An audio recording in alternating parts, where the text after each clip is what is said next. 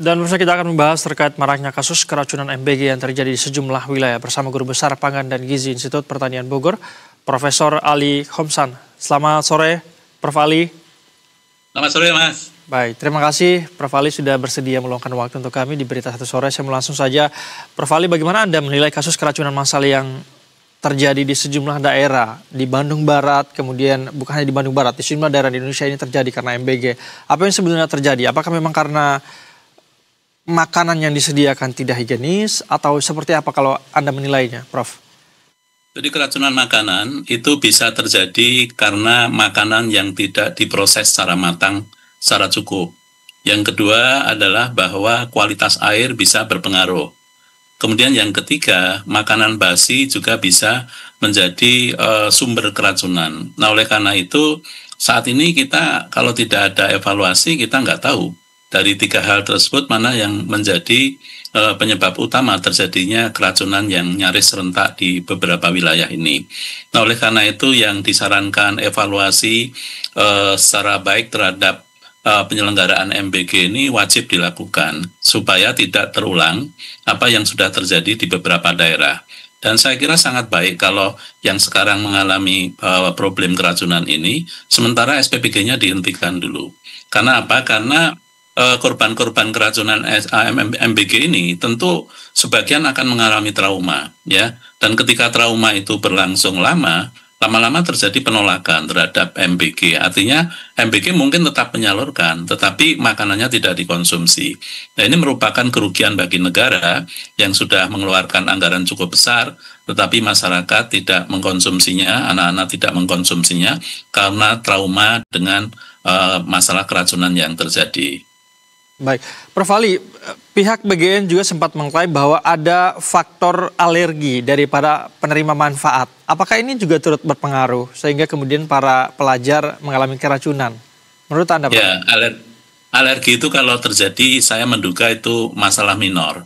Karena alergi itu harus diketahui makanan penyebab alerginya apa. Kalau misalnya alergi ikan, itu yang muncul adalah gatal-gatal biasanya. Alergi telur yang muncul adalah bisul, ya. Jadi alergi itu bisa menyebabkan diare, ya. Tetapi kalau dalam jumlah banyak, saya meragukan bahwa alasan alergi itu menjadi alasan yang sahih untuk membenarkan bahwa mayoritas ini alergi. Kalau saya berprinsip bahwa kemungkinan ini adalah salah di dalam proses pengolahan, sehingga beberapa makanan masih terkontaminasi dari pangan-pangan mentah yang digunakan sebagai bahan MBG. Tapi sekali lagi bahwa proses ini memerlukan evaluasi menyeluruh, mendalam. Oleh karena itu saya beranggapan atau berkeinginan bahwa MBG atau BGN ini berkolaborasi dengan Dinas Kesehatan setempat, berkolaborasi dengan Badan POM setempat, di dalam proses pengawasan sehingga MBG ini berjalan secara lancar dan aman, ya. Sebab kalau tidak ada kolaborasi tersebut, saya meragukan bagaimana BGN yang tidak mempunyai aparat-aparat di daerah bisa melakukan kontrol kualitas yang baik di seluruh Indonesia ketika MBG ini nanti berjalan di seluruh Indonesia. Nah, oleh karena itu yang punya aparat di daerah itu siapa? Dinas Kesehatan, kemudian Badan POM, ya, apalagi Dinas Kesehatan itu memiliki puskesmas-puskesmas di daerah yang pasti bisa membantu mengawasi apa-apa yang sudah disiapkan oleh SPPG di dalam menyiapkan MBG ini. Berarti salah satu faktornya, Prof, bisa jadi adalah BGN ini tidak berkoordinasi secara sepenuhnya dengan aparat Dinas Kesehatan setempat begitu, Prof, ya, sehingga terjadi kesalahan pengolahan makanan mungkin di sana atau tidak mengetahui bagaimana kondisi seperti yang Anda katakan tadi sebelumnya, kondisi air di sana misalnya. Begitu kah, Prof?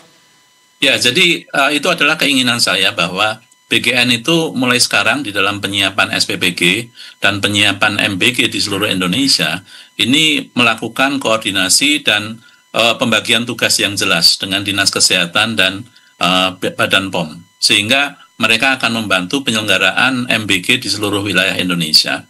Karena posisi saat ini BGN itu adalah aparat di pusat, tidak ada yang berada di daerah.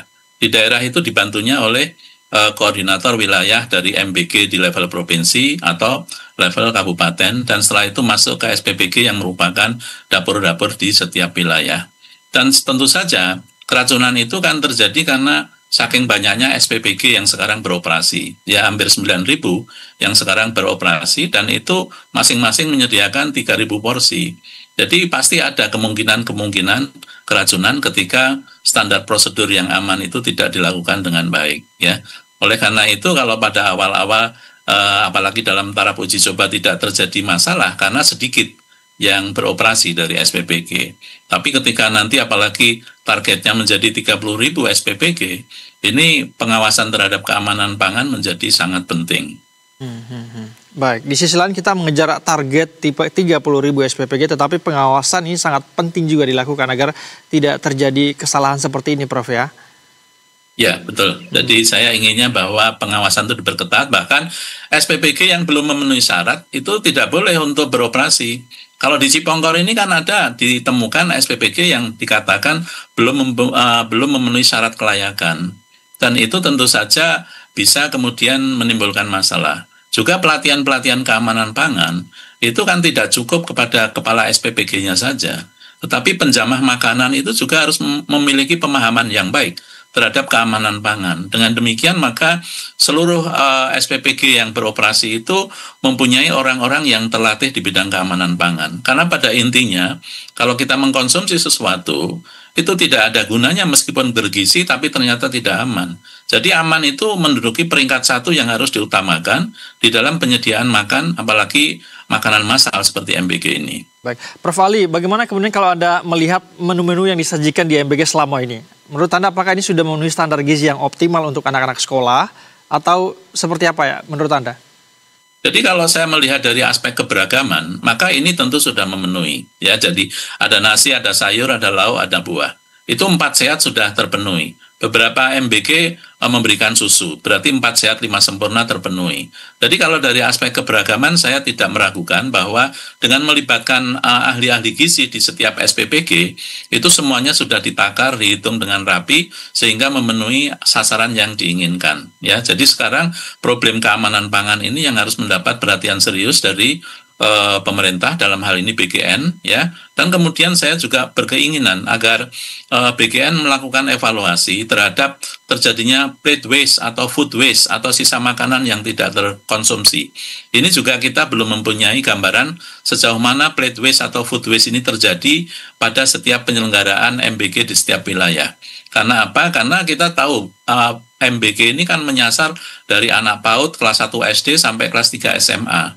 Sehingga kita tidak tahu apakah menu yang disajikan itu semuanya memenuhi selera dari masing-masing orang yang menjadi sasaran. Dengan adanya informasi mengenai food waste atau plate waste, maka perbaikan menu akan dilakukan secara bertahap. Ini yang disebut dengan evaluasi formatif itu intinya adalah melakukan evaluasi ketika proses sedang berlangsung. Dan ini menjadi syarat yang penting untuk perbaikan program MBG di masa yang akan datang.